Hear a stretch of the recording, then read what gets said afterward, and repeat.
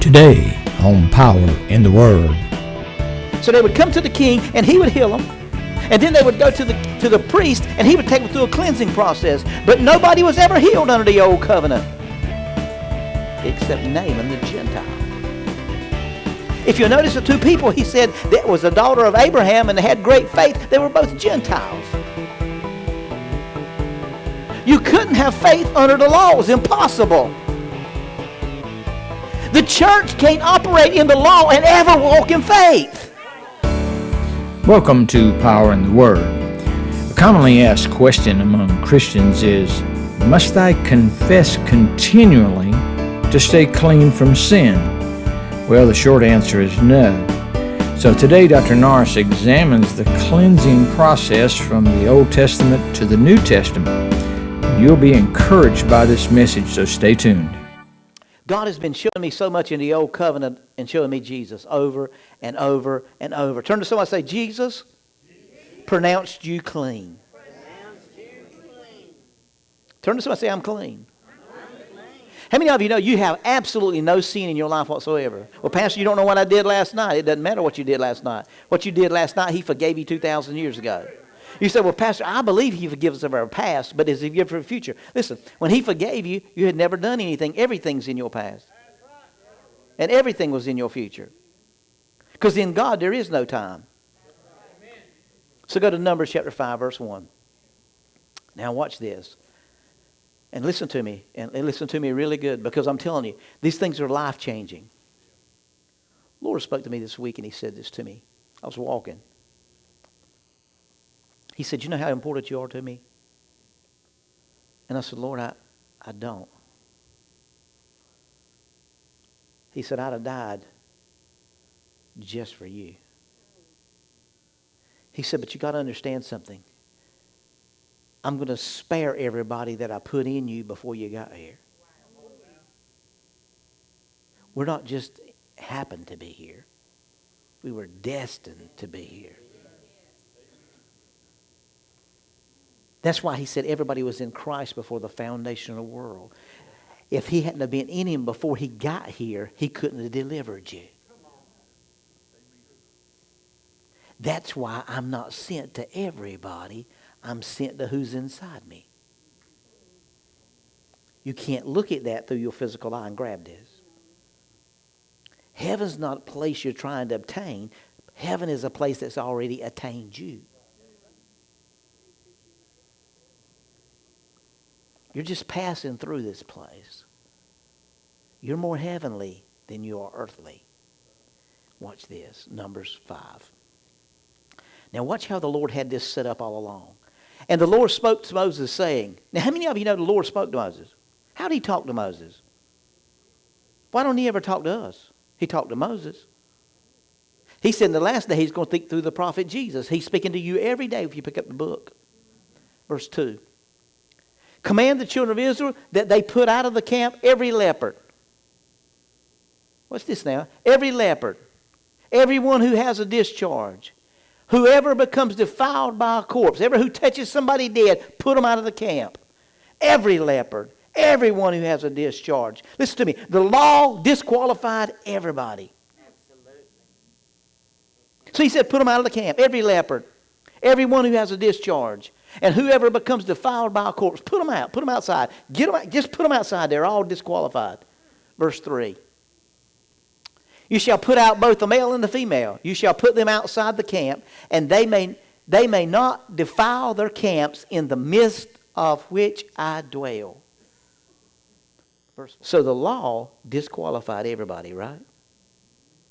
Under the law, it was man's ability. Under grace, it's God's ability. Now, what is He saying here? I'm going to put them everyone out. I'm going to put them everyone I'm outside the law. I'm going to put everyone I'm outside the law. Everybody that's a leper, everybody that's that touched a corpse, and everybody that's had a discharge. I'm going to put them outside. So everybody was disqualified, correct? Okay, let's go to Matthew chapter 10, verse 8. And let's see what Jesus said about all that. He said, here's what I want you to do. I want you to heal the sick. He didn't say heal the leopards. He said, I want you to cleanse them. I want you to raise the dead. I want you to cast out demons. And freely you have received, now I want you to freely give. He said, I want you to heal the sick, and I want you to cleanse the leopards. Now, all the leopards under the old covenant was cast outside the camp. Everybody had a discharge coming out of their body. They were cast outside the camp. Everybody had touched somebody that was dead was cast out outside the camp. Let's go to Mark chapter 5, verse. Immediately, remember the woman with the issue of blood? Yep. She come walking up to Jesus, crawling up to Jesus, touched the hem of his garment, and knew she was healed. She was supposed to be cast outside the camp. She wasn't even supposed to be in there because God said, cast them outside the camp. Get rid of them. Disqualify everybody under the law. Why do you think Jesus come to fulfill the law? Look at verse 29. Immediately the fountain of her blood was dried up, and she felt in her body that she was of the affliction. She didn't know she was. She just felt like she was. She felt in her body that she was healed. She felt in her body that she was healed. So she said, if I can touch the hem of his garment, I'll be made whole. But she was cast outside the camp. She was unclean. Everybody was unclean in Jesus. Nobody was healed of leprosy under the old covenant, under the law, except Naaman, the king. And Naaman was a Gentile. Why? Because he didn't have to go through parliamentary procedure. Jump through this hoop, jump through that hoop, jump through that hoop, jump through this hoop, jump through all the hoops. Here's what would happen under the old covenant. They would go to the king, and he would heal them. And then they would go to the priest, and he would go through a cleansing process. Remember? So they would come to the king, and he would heal them. And then they would go to the priest, and he would take them through a cleansing process. But nobody was ever healed under the old covenant, except Naaman the Gentile. If you notice the two people, he said that was a daughter of Abraham, and they had great faith. They were both Gentiles. You couldn't have faith under the law. It was impossible. The church can't operate in the law and ever walk in faith. And so he said, immediately the fountain of blood was dried up, and she felt in her body that she was healed. Now, watch this. Because here's what I want you to get. They would go to the priest, and they would bring 2 birds. Because most people that went to the priest were poor. If you were wealthy, you would bring larger animals. If you were poor, you would bring just birds. And so according to Leviticus 14, they would bring him 2 birds. And they would take those birds, and they would mix it with hyssop, which represented faith. It was a fragrance flower. And they would mix it with scarlet, and they would mix it with cedar wood, which represented humanity. And he would mix all those together under running water, and he would kill one of the birds and cut him and let the blood flow into the pot. And then he would take the pot, and he would sprinkle the live bird that had not been killed, and he would let him fly away. Now, the dead bird and the live bird both represented Jesus, because it was the death, the burial, and the resurrection. So everything about the old covenant was Jesus, and then they would sprinkle the bird, and he would fly away into the outer place, and he would leave the camp and go free into everywhere. Nobody ever got that opportunity under the law, because you couldn't receive, because you were always disqualified. You seeing this? All of a sudden, Jesus just gives this wonderful speech. Everybody calls it the Sermon on the Mount. He gives this wonderful speech. He's about to walk down the mountain, and all of a sudden, he came down from the mountain. The great multitudes were following. Bunches of people were following him. Look at verse 2. But all of a sudden, out of nowhere, here comes this leopard. You got to get him out of the camp, man. You notice he didn't come up to sit with everybody else and be around them. He had to stay away because he was unclean. Under the law, he was unclean. But all of a sudden, the leopard came and worshipped him, saying, Lord, if thou can, don't heal me, but make me clean. In other words, skip the process of healing and take me right to where I'm clean. Only the priest could do that. So he recognized Jesus as a... Somebody needs to shout with me. I'm unclean, but I've just got in the presence of a priest, and he can make me clean. If thou... See, we've looked at this as this guy didn't have any faith, but that's not what he's saying. He said, if thou will, thou canst make me clean. Not heal me, but make me clean. Nobody in that time had ever been clean. Because nobody ever got healed under the law. But look at verse 3. And Jesus, only Jesus, he put his hand forth, and this man ain't been touched by human touch in years because he's unclean. And anybody that touches unclean has got to be cast out of the camp also. Anybody that touches anybody unclean, or anybody touches anybody dead, or touches anybody that's got a discharge, they got to go outside the camp. But he reached up and he touched him. And if you notice, he didn't get unclean by touching the unclean, because he was not under the law. You say, wait a minute, Pastor, what was the deal with that now? Oh, it's deeper than that, and I'm not going there, but I'm just going here. He's saying, I will be thou clean.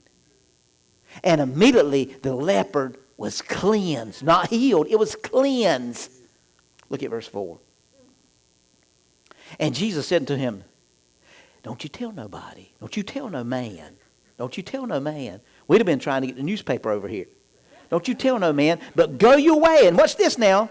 He said, I want you to go to your priest and go through your ordinance and jump through your hoops and let the priest check you out and offer the gift that Moses commanded for a testimony unto thee. He said, in other words, go get your little birds and take them to the priest and present yourself to the priest and let him go through the cleansing process, and he'll see that you're the first one under the law that's been healed. And then he's going to come back and say, who done that to you? Oh, it's that man I met on the road. Well, if he touched you, why didn't he get unclean?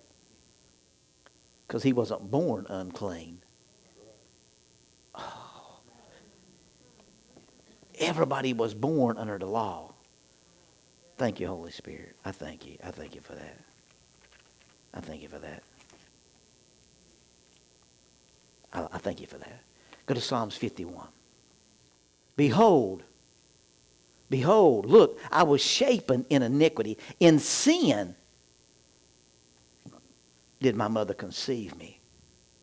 My mother conceived me. I was born in the sin. I was sent here. I was born a sinner. I was conceived me in sin. In other words, everybody that was born under the law was conceived and born in the sin. Jesus was born under the law, but he was not born through the seed of a man. So when he come up and touched what was unclean, he didn't become unclean because he was perfect in his cleanness. Are you here? Now watch this. So the leper didn't say, heal me. He said, cleanse me. Now the book of Mark talks a little bit different. In Mark 1, he talks about that Jesus was moved with compassion. How many of you know that moved with compassion is it's the only person described in the Bible that way is Jesus? You need to be moved with compassion. Let me tell you something. If things don't move you, you need to examine yourself.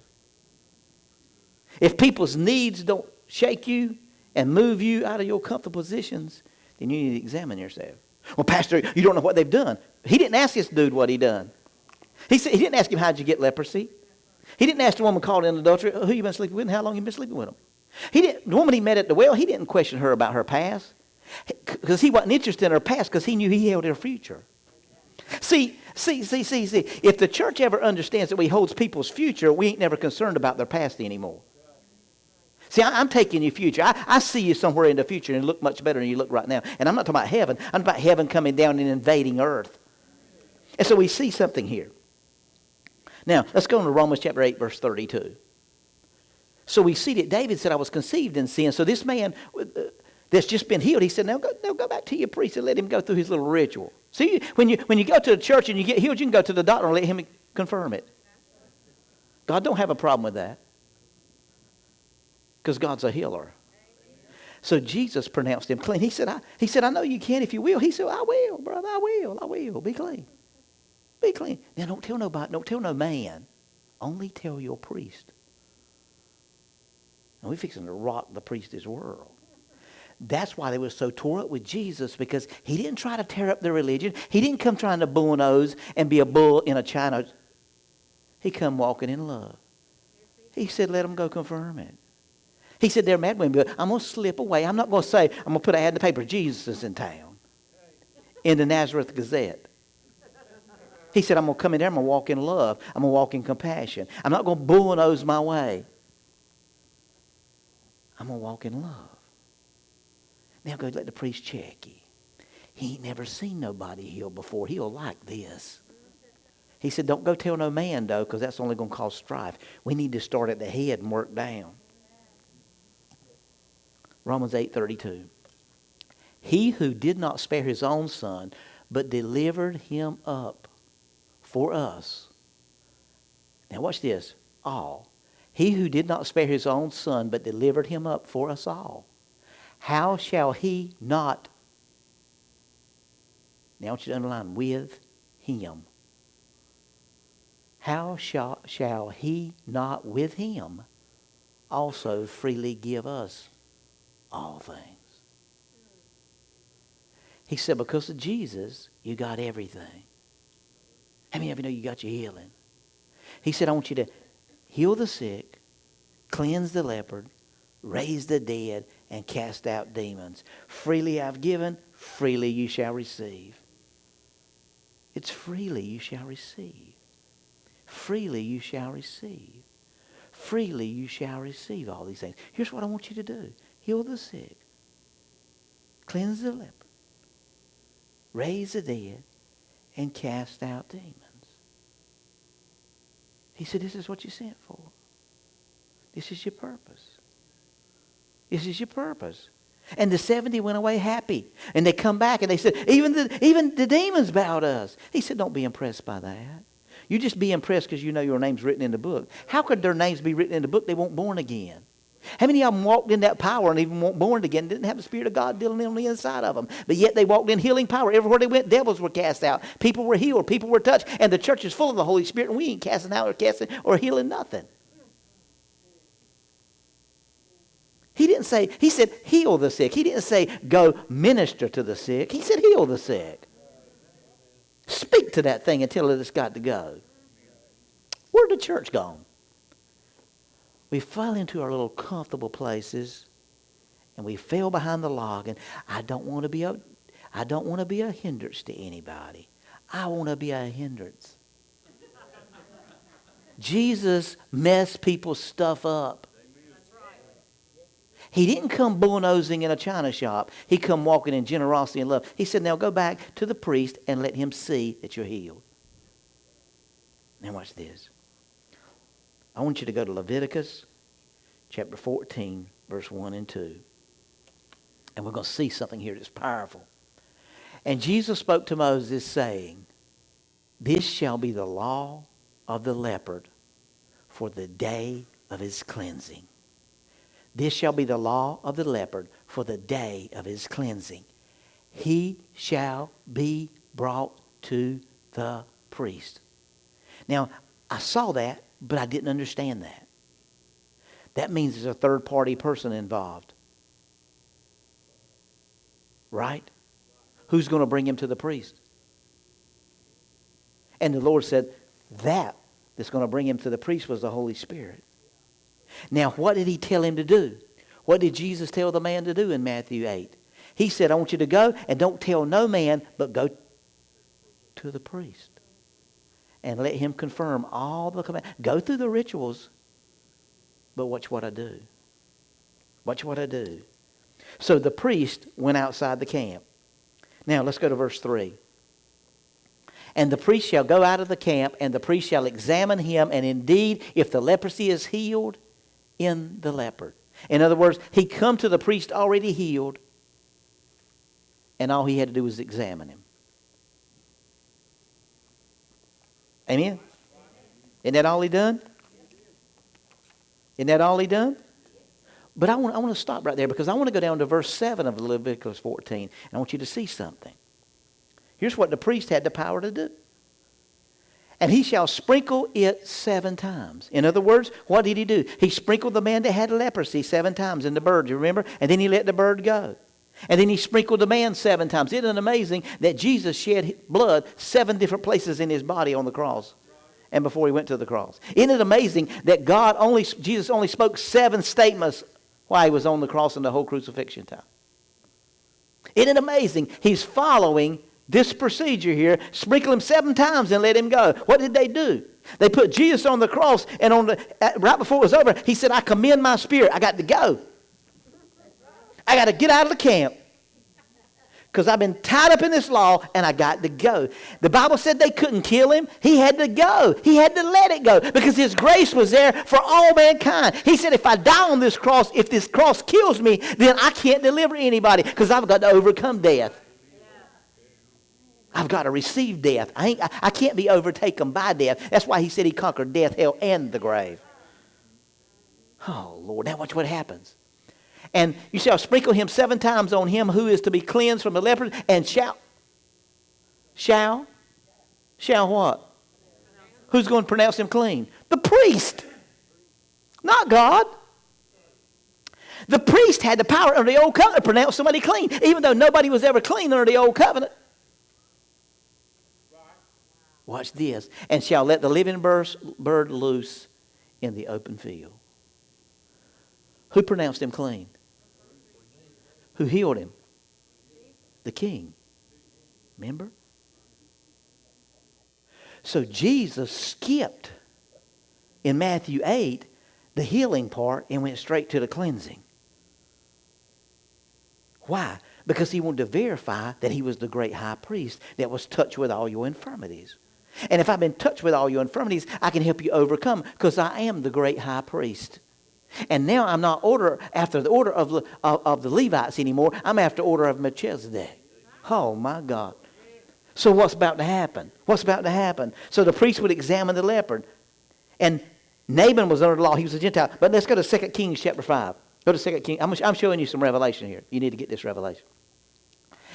Now Naaman, commander of the army of the king of Syria, everybody knows who he was a great and honorable man in the eyes of his master, because he by him the Lord had given him victory to Syria. And he was also a mighty man of valor, but a leopard. And the Syrians had gone out of raids and had brought back captive a young girl from the land of Israel. And she waited on Naaman's wife. Watch this, guys. And Naaman went in and told his master, saying, Thus saith the girl who is from the land of Israel. Then the king of Syria said, Go now, and I will send a letter to the king of Israel. So he departed, and he took with him 10 talents of silver. How many of you know 10 talents of silver is $6 million? And 6,000 shekels of gold. How many of you know 6 shekels of gold is $17 million? So he took $24 million to go see this king. He wasn't going empty-handed. We got to get a hold of this. That's why when the wise men come to see Jesus, they brought gold, myrrh, and frankincense. They brought enough finances for him to not have to worry about it the rest of his life. You didn't never present yourself to a king without bringing a gift. 6,000 shekels of gold and 10. Now watch this. There's 10 changes of clothes. Now remember the tithes, 1/10. Let's go to verse 6. Then he brought the letter to the king of Israel, which said, Now he advised when this letter comes to you that I have sent Naaman my servant to you, that you may heal him of his leprosy. Verse 7. And it happened when the king of Israel read the letter that he tore his clothes off, and he said, Am I God to kill and make alive, that this man sends a man to me to heal him of his leprosy? Therefore please consider, see how he seeks to quarrel with me. I can't heal this dude, man. Nobody's gotten healed under the law, and now you're sending somebody to me for me to heal him? Verse 8. So it was when Elijah, the man of God, heard that the king of Israel had torn his clothes, that he sent to the king, saying, What have you tore your clothes? Why have you tore your clothes? Please let him come to me, and he shall know that there is a prophet in Israel. Elijah said, It's okay, guys. Why'd you tear your clothes, dude? Just send him to me. I got the deal. I got this. Verse 9. Then Naaman went with his horses and chariots, and he stood at the door of Elijah's house.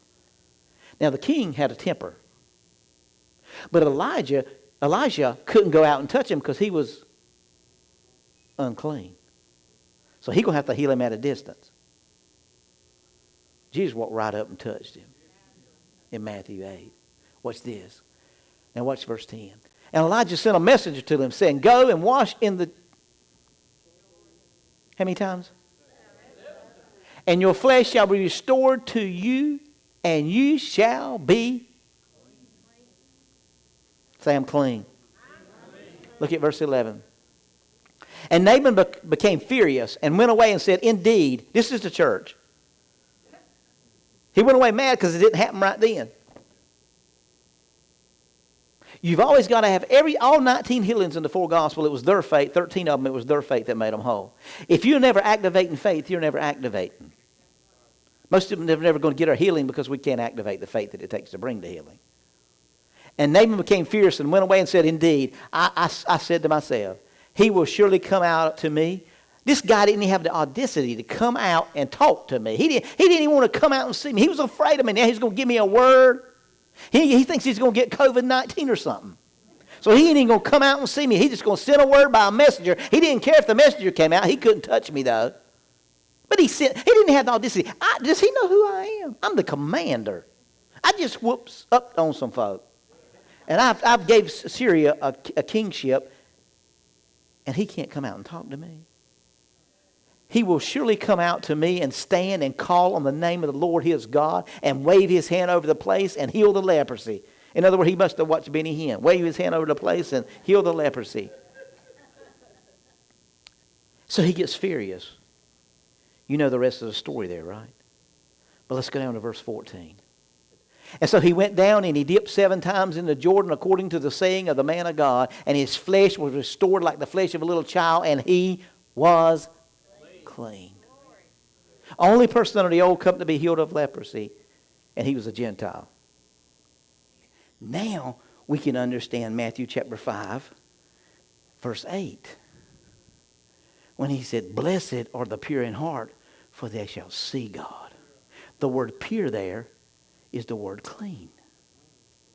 Matter of fact, blessed are the pure in heart, because if you're pure in heart and you're clean in heart, you're going to understand him. Because he's put his spirit inside of us. The word see is the word understand in the actual Greek.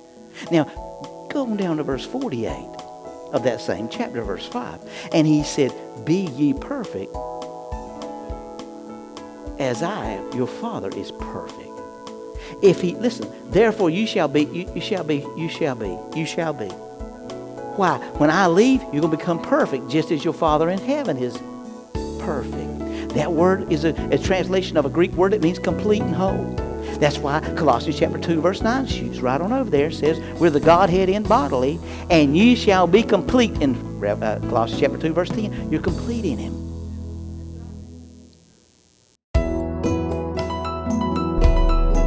Thank you so much for joining us today at Power in the Word.